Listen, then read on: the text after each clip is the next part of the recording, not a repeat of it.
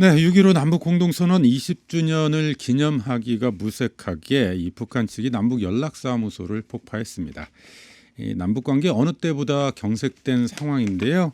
이분은 지금 상황 어떻게 보고 있을까요? 정동영 전 통일부 장관 스튜디오에 초대했습니다. 장관님 어서 오세요. 네, 안녕하세요. 오랜만에 뵙습니다. 예, 첫 번째 외출인데요. 선거 끝나고 처음으로 나오신 거예요? 그렇죠. 네, 그렇군요. 그러면 그 동안은 계속 뭐 자택에서 집거? 아니요, 이제 네. 제가 10여 년 전부터 활동하던 대륙으로 가는 길 연구소 이제 2단계 활동 계획을 좀 준비했습니다. 네, 그러시군요. 이 여러 가지 선거 끝나고 생각이 좀 드셨을 것 같아요. 네, 그 중에서 가장 먼저 드는 생각이 어떤 생각이시던가요? 뭐 요즘은 특히 남북 관계가 이렇게 어그러져서 걱정이 많네요. 예. 남북 관계 걱정하고 계시고. 그 선거 끝나고 나서 이제 향후 계획이 어떻게 되는지 이런 그 궁금증을 가지신 분들도 계시더라고요. 일단 서울에서 사시는지 전주에서 사시는지 이거 궁금해하시는 분이 전주에서 계시고. 합니다. 전주에서 사시고. 예, 송천동에. 네. 예. 한간에 선거 끝나고 나서 정기 은퇴 뭐 이런 이야기들도 좀 있었잖아요. 뭐 이제 해프닝으로. 공직을 그만둔 거니까 선출직 공직을 이제 마쳤으니까 자연인 상태가 된 거죠. 자연인 상태에서 어쨌든 남북 관계 문제 좀 이런 부분에 대해서는 집중적으로 좀 고민하시고 연구 활동도 하시고 이런 계획하고 지역에 계시고. 특히 이제 청년들 청년 문제. 이제 네. 좀 자극을 받을 필요가 있죠. 말하자면 이 우물안 개구리가 돼서는 안 되잖아요. 전주와 전북에 있더라도 지금 다가오고 있는 거대한 변화의 시대 언젠가 5년 뒤든 10년 뒤든 전환이 될 거잖아요. 네. 그럼 준비하지 않으면 또 뒤따라가는 꼴찌거든요. 그러니까 앞서가려면 눈을 크게 뜨고 공부도 하고 그다음에 연말을 해야 되는 거죠. 네. 거기에 좀 기여를 하려고 합니다. 직접 청년들도 좀 만나셔야 되겠어요. 좀 지난주에는 강연도 YMCA에서 네. 평화통일기도회에 특강 요청이 있어서 그때가 사실 첫 외출이군요. 오늘 두 번째네요. 네, 알겠습니다. 그런 기회 기대해 보겠고요.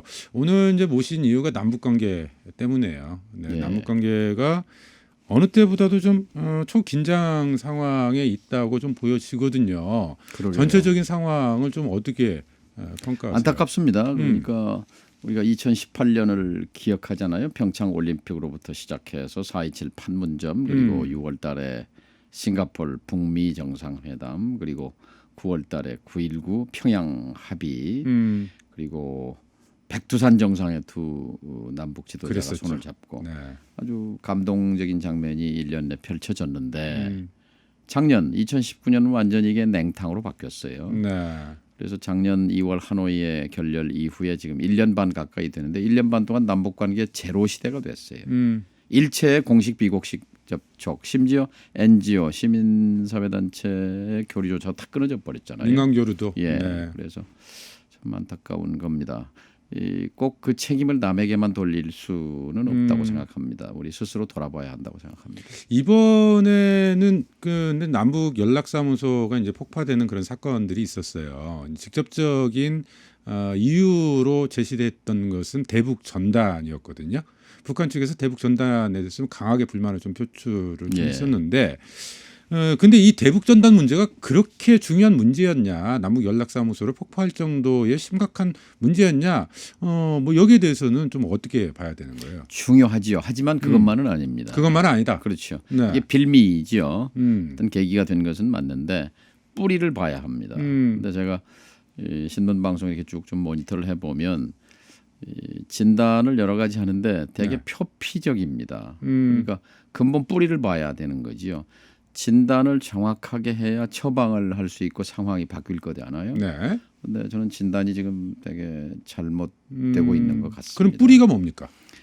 뿌리는 지금 이제 2018년에 잔뜩 희망과 기대, 그 뒤에 이제 이게 실망, 그리고 북쪽 입장에서는 이제 이게 배신감, 그리고 좌절과 증오로 이어졌단 말이죠. 네. 근데 그 핵심이 뭐냐면 한마디로 바뀐 게 없지 않냐라는 거죠.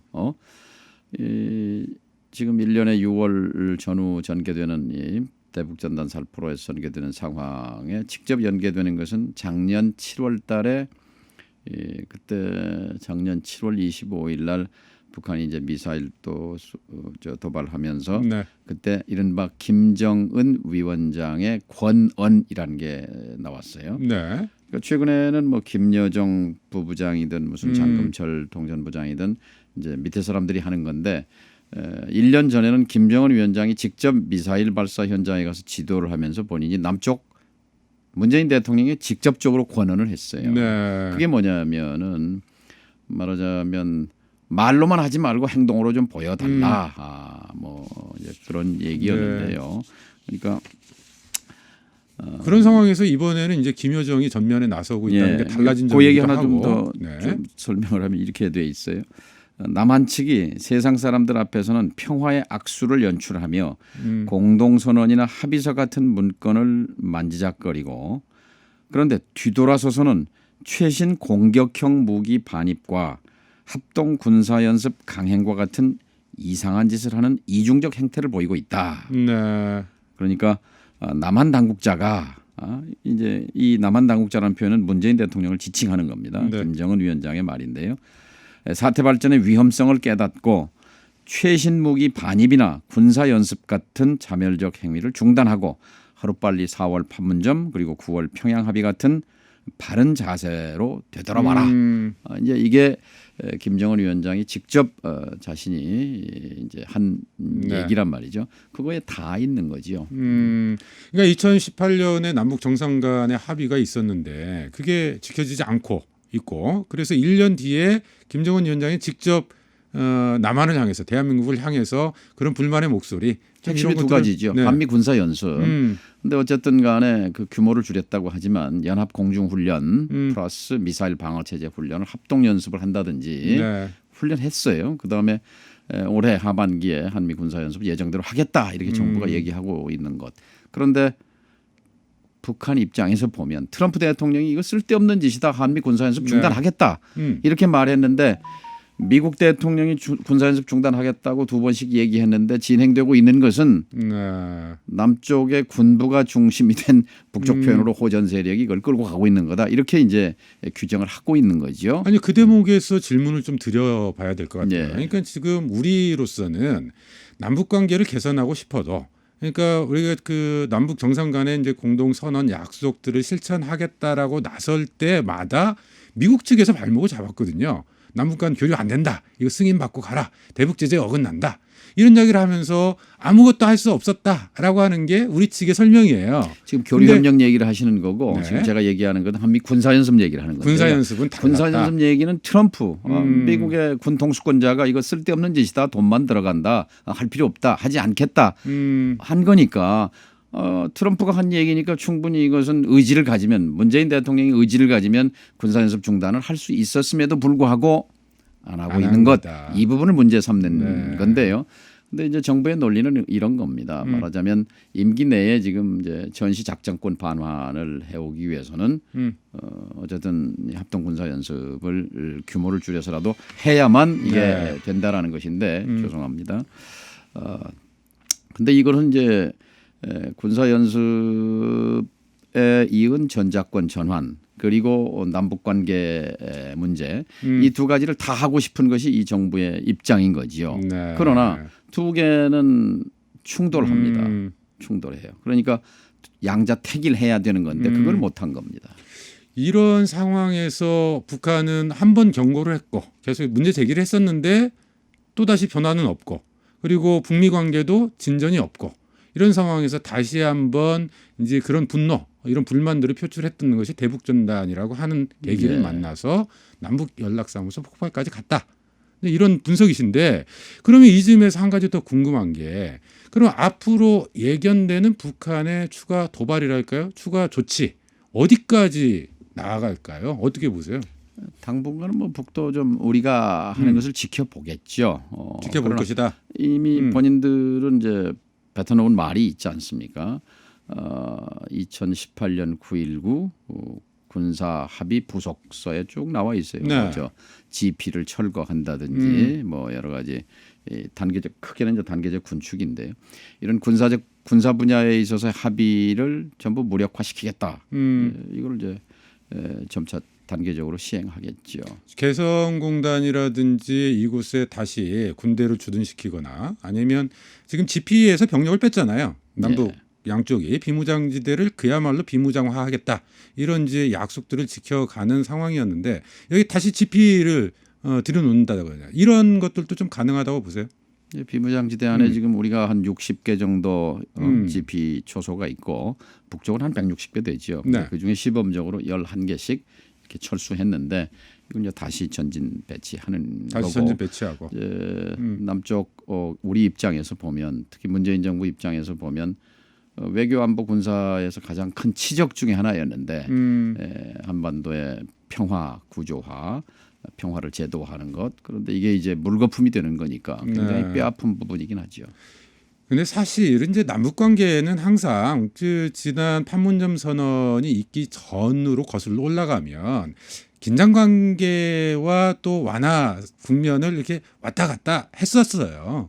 좀 그런 상황에서 본질적인 측면은 북미 관계가 아닐까. 좀 이런 판단들, 이런 예측들, 분석들이 나오고 있는데 그러면 북한의 대응이 예를 들어서 궁극적으로 핵미사일, 핵실험이라든지 대륙간 탄도미사일 발사라든지 좀 이런 도발까지도 좀 이번 국면에서 이어질까요? 그 부분은 어떻게 보세요? 그것은 레드라인, 이른바 금지선인데 북은 어쨌든 미국과 협상을 통해서 적과 적의 관계를 전환시키는 게 궁극적인 목적이란 말이죠. 세계 최강대국인 미국의 적으로 맞서서는 생존이 불가능하다는 것이 이제 그들의 판단이기 때문에 이제 그러나 북은 지금 미국을 믿을 수 없는 나라다 이렇게 보는 것이고 네. 또 북은 미국을 두려운 존재로 보는 거죠. 공포가 있는 거죠.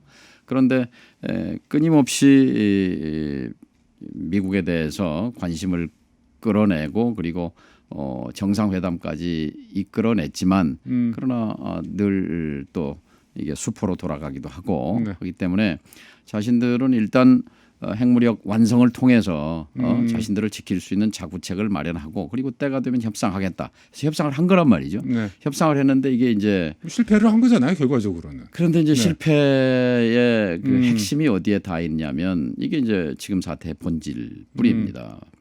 작년 2018년 9.19 합의 때 남북 합의뿐만이 아니라 핵과 관련해서 중요한 카드를 내놨어요. 중요한 카드라는 게 뭐냐면은 영변 핵 시설을 포기하겠다는 거였거든요. 네. 그런데 북핵 개발 30년 역사에서 늘 남쪽은 빠지라고 했던 북한이 남쪽의 지도자에게 구체적인 핵 폐기 방안을 쥐어준 것은 그게 처음이에요. 근데 네. 그 영변 핵 포기는 우리가 설득한 거거든요. 남쪽이 이렇게 하면 북이 원하는 제재 해제를 이끌어낼 수 있다. 이러니 이 카드를 받아들이라 하고 포기를 설득한 거거든요. 그래서 그때는 이제 문재인 대통령과 김정은 위원장 간의 신뢰가 최고조에 가 있었으니까 남쪽을 믿고 덜컥 내준 거란 말이죠. 그러니까 결과적으로 북미 관계를 내줬는데. 개선하는 데서 이 남한 쪽에 문재인 대통령의 역할, 중재자로서의 역할이나 이런 것들을 기대를 했었는데 결과적으로 보면 북미 관계에 더 이상의 진전이 없었어요. 그러면 여기에서 지금 남한을 향해서 대한민국을 향해서 문제 불만을 표출하긴 하지만 궁극적으로는 북미 관계의 문제를 염두에 두고 북한이 행동하는 게 아니냐. 좀 이런 분석이 나오거든요. 그 점에서 중요한 게 이제 9.19의 영변 핵 포기 카드를 남쪽에 건넸단 말이죠. 그리고 그 다음 날 뭘 했느냐. 백두산에 갔어요. 백두산은 그냥 산이 아니잖아요. 민족의 성산이면서 한반도의 역사를 상징합니다. 제가 문 대통령이 평양에 가기 전에 일주일 전인가 청와대에서 남북 정상회담 자문위원회 회의를 했어요. 네. 그때 그 자리에서 제가 한 말이 이번에 평양 가거든 백두산에 가십시오라고 제안했어요. 물론 네. 제 말을 듣고 간 것만은 아니겠지만 어쨌든 그런 준비가 있었겠죠. 그런데 백두산의 두 정상이 맞잡고 선 것은 사진 찍는 이벤트 이상의 의미가 있습니다. 그것은 주변 강대국들에 대한 분명한 메시지입니다. 한반도 안에서 일어나는 일의 주권, 한반도 안에서의 일의 결정권은 남북 당사자에게 있다 하는 네. 당사자 선언이거든요. 그 전날 핵 문제와 관련해서 구체적인 핵 폐기 방도를 쥐어줬고 남쪽에 그리고 남북 정상이 백두산에 갔단 말이죠. 네. 그 이후에 선택이 잘못된 겁니다. 그러니까 지금 이 정부가 북핵 문제, 북미 관계, 남북 관계를 다뤄오면서 성공한 것들이 있죠. 그러니까 북미 정상회담을 이끌어내는데 결정적인 역할을 네. 했다든지 이 평화, 이 전쟁 분위기를 평화로 반전했다든지 그렇지만 성공은 성공대로 평가해야 하는 것이고 실패는 또 실패대로 있는 거란 말이죠. 실패는 뭐냐? 바로 9.19와 9월 20일 백두산 그 상징성을 사진 찍은 이벤트로 간주한 것이지 그 네. 이후에 이제 중재자에서 벗어나서 당사자성을 회복했어야 합니다. 자, 한반도 문제 가장 골칫거리인 이 모순인 이 북핵 문제에 대해서 한국의 주도성이 거기서부터 발휘됐어야 하는데 네. 어디에 갇혔느냐? 미국의 수에 말렸습니다. 미국이 한미 워킹그룹이라는 실무그룹 회의라는 걸 만들어서 매달 서울 워싱턴을 번갈아 가면서 우리 북핵 문제를 조율해서 한 목소리를 내자. 얼마나 좋은 알겠습니다. 뜻입니까? 그런데 그 이게 정례화 제도화되면서 남북 관계 재반 사항까지 일일이 묶여버린 간섭하는 거예요. 상황이 됐고 결국은 남과 북이 합의했던 것조차 제대로 지키지 못하는 상황에 이르게 됐고 이런 상황에서 북한은 제가 통일부 장관 했지만 남북 관계를 미국에 결재받지는 않았습니다. 그건 주권 그랬나요? 사항이에요. 네. 아니 미국이 협의를 눈치를 계속 하죠. 본 건 아닌가요? 그러나 남북 관계, 남북 교류라든지 협력이라든지 개성공단이라든지 금강산이라든 것은 남북 관계지 이것이 미국이 끼어들 문제가 아니에요. 그런데 남북 관계 전반을 한미 네. 한미 협의의 틀 속에 다 집어넣은 거죠. 그거는 패착입니다. 그것은 그것대로 분명히 왜 그렇게 됐는지 어쩔 수 짚어야 없었던 겁니까? 아니면 아닙니다. 네, 판단착오였습니까? 그거는 실착입니다. 실책입니다. 실책이다. 왜냐하면 네. 그것이 그런 기구가 아니어도 충분히 늘 오고 가면서 협의할 수 있는데 모든 것을 한미 워킹그룹 테이블 위에 올리도록 만들어버린 것은 네. 그건 대실수입니다.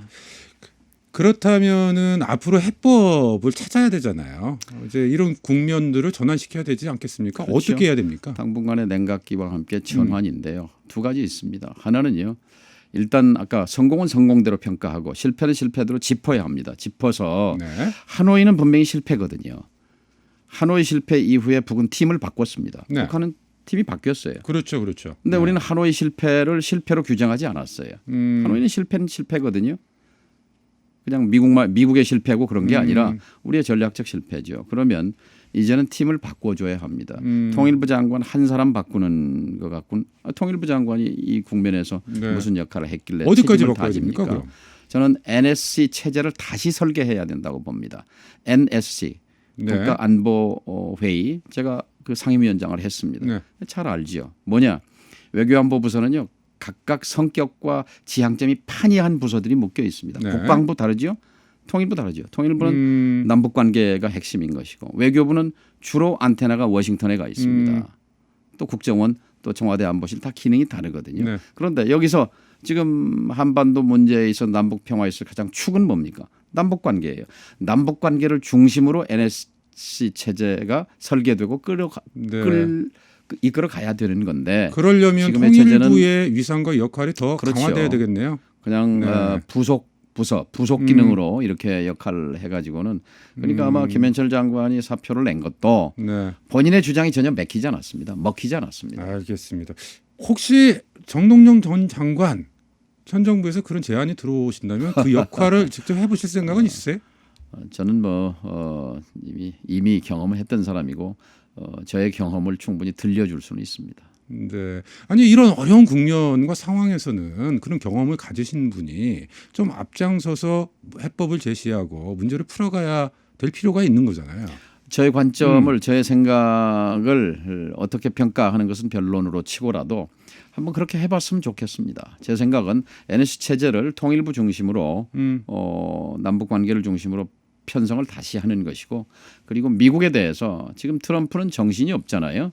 선거에 생명줄이 달려 있으니까요. 네. 자 이제 핵 문제를 우리가 좀 해볼 테니까 또 남북 관계는 우리 뜻대로 할 테니까 좀 밀어달라. 그리고 네. 당신이 쌓은 업적도 있지 않느냐.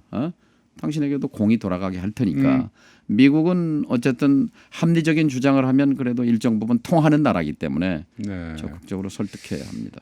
혹시 정부나 정부 여당 안에 우리 정동영 전 장관과 비슷한 생각을 가지신 그런 분들이 좀 계신가요?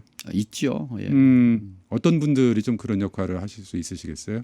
글쎄요. 여러 네. 사람이 있겠죠. 예. 그런 분들이 좀 전면에 나서서 예. 지금 상황들을 좀 돌파해 나갈 필요가 목소리를 좀 있는 내야죠. 거잖아요. 남북 관계나 평화의 네. 문제는 정파를 떠난 문제 아니겠습니까? 알겠습니다. 시간 관계상 좀 마무리를 해야 될 것 같은데 짧게 이것만 여쭤볼게요. 지금 김여정 부부장이 전면에 등장하잖아요. 예. 이게 조금 일시적인 겁니까? 아니면 그야말로 일부 분석처럼 후계 구도 이와 관련돼 있는 겁니까? 어떻게 해석을 해야 되죠? 역할 분담이라고 보고요. 후계 역할 구도하려면 우상화 작업과 군대 내에서 뭔 직위를 가져야 할 겁니다. 그런데 가령 당 중앙 군사위원회 위원회에 들어간다든지 이런 것은 이제 후계 구도의 신호로 볼 수가 있을 텐데 그런 게 없기 때문에 일단은 서울에 와서 선을 보였잖아요. 네. 또 평양 정상회담도 실질적으로 준비를 주도했고 하기 때문에 이런 남북 관계와 김정은 위원장 과의 그 역할 분담 차원으로 보입니다. 알겠습니다. 남북 관계가 정말 심상치 않습니다. 이런 상황에서는 이 남북 관계를 좀 해결해 나갈 수 있는 좀 그런 대안을 제시할 수 있는 그런 리더들의 역할 이런 것들이 더 중요해지지 않나 이런 생각을 해보게 됩니다. 정동영 전 통일부 장관 모시고 이야기 나눠봤네요. 오늘 나와주셔서 고맙습니다. 예, 감사합니다.